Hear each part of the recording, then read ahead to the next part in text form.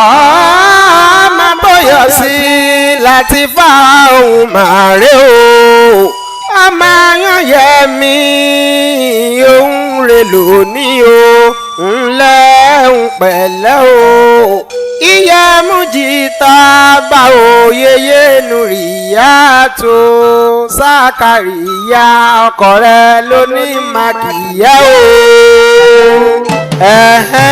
Orin ewì tí mo gbédé lọ́tẹ̀ yìí ilé oníkan onígangan ni mò ń lọ wọ́ọ́rọ́wọ́. Rasaq Latifat aya Saklat gangan lèmi ń kí.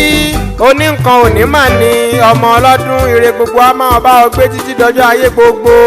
Gbogbo May 21 ẹ̀ṣà ló jẹ́ lọ́dọọdún nílé ayé ọmọ Tóyọ̀sí Latifat aya Sakariyat. Wọ́n kì í ẹ́ o nítorí ẹ̀ẹ̀kan lọ́dún lọ́jọ́ ìbí èyí ń wáyé. Ìyá Rọ́díà àti yeye Yusuf ò ní mọ̀ṣì tọkọtọmọ aráyé bá ọ gbégbá ọpẹ́ dandan. Ọmọ Àyànyẹmí ọmọ wọn lákìmọ̀rìn nílé Jagun Ṣàngó rèé ọ̀rọ̀ rẹ̀ tọ́pẹ́. Ọdọọdún ni sápé ń rúwé ọdọọdún ló máa wà bí ẹ̀wà.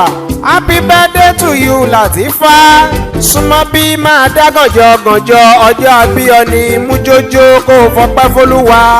Ìdààmú òní filé rẹ̀ ṣe bùgbé láyéláyé lẹ́yìn tó ṣọjọ́ bí èyí ò ní rógun àbámọ̀. A kì í rọ́bà fún lálẹ́dẹ̀ Ọ̀yọ́ o. Ó yá ẹjẹ́ lọ́rẹ̀ kọ́mọ Aláàfin Ọ̀yọ́ Aláàfin Òjò pàṣẹ kẹrẹmọdé Àtìbà. Pínísí lọmọ ìrìnwá títí Fọláyàgì. Ọ̀yọ́ ló ní kárìn kásán pa. Ṣebí Ọ̀yọ́ náà lórí kárìn kó sì yẹni nínú ilé bàbá tó bí ọlọ́mọ. Ajíṣọlá nìyẹn ọmọ àjòwúyọ ọkọ lẹ́nu oko alákọ̀ ọmọ àjẹbí ọ̀rọ̀ yọ. Báńdùkú bí ìṣòro níbi tí wọ́n ti ní ìkọlówó gbowó kí ìwọ̀ ọ̀fà ọ̀dà tọwọ́ rẹ̀ sílẹ̀. Àṣé kó lè bá a dìjà kó lè bá a dá pọnni kọ́mọ aládé bá lè rí òun jẹ ni. Ọmọ tá a rí tá a kákó lápò ọmọ tá a rí tá a kọfà lọ́fà ọmọ tá a ní tá a kápátá lórí àpáta ni. Bẹ̀ẹ̀bẹ́ ló ń ro ìmùlẹ̀ lẹ́lẹ́yìn agbára Odòfin Ìjàyè. Rasaq Latifat ọmọ Tóyọ̀sí o ọmọ Àyànyẹmí ìwọ́ṣà ni mo kúkú ń ké sí nínú ilé bàbá rẹ̀. Ọ̀yọ́ ló gbàgbàdo ọ̀ràn sẹ́yìn ìkùlé ẹlẹ́yìn ìkùlé kò gbọ́dọ̀ yá jẹ bẹ́ẹ̀ ni kò gbọ́dọ̀ tú dànù. Ajíṣe bí Ọ̀yọ́ là á kúkú ń rí irọ́ bàbá yín ò ní kúkú ṣe bí bàbá nìkan ọ̀kan ọmọ Tóyọ̀sí ò ní tẹ́ láéláé.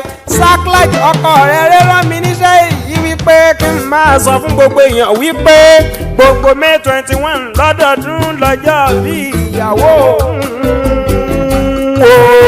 bí wọ́n bẹ wá bí yín wípé ta ló kọrin ewì sí yín létí ẹ bá mi máa sọ fún wọn wípé Ìdòwú iye ni Ìjẹ̀bú Waterside lèmi kúkú ti wá ọmọ ìwò pín ẹ̀jídà gan lèmi Ìdòwú ọmọ ogun bẹ́ẹ̀ jò.